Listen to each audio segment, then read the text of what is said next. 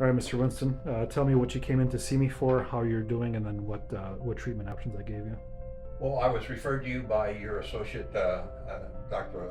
Lettuce, and I had had bone problems for maybe 10 or 15 years, bone disease, and I reached the end of my rope with physical therapy and what I could do.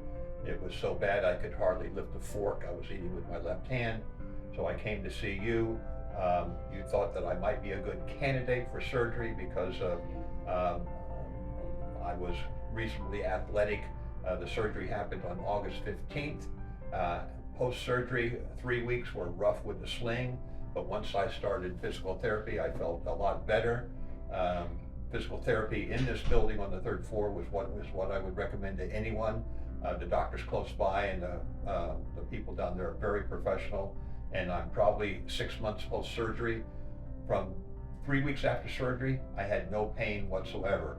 Even post-surgery, all I took was a Tylenol. I would recommend Dr. Busta highly for this type of surgery, and stay in PT, do your homework and exercises at home, and you'll have the outcome that I've had because my shoulders work better than they've ever worked before.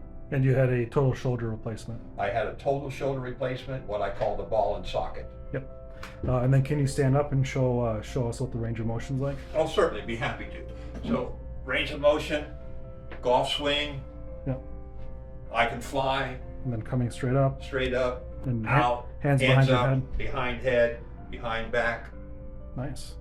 Yeah, I'm very happy with the therapy, and I would give credit for my progress. Good.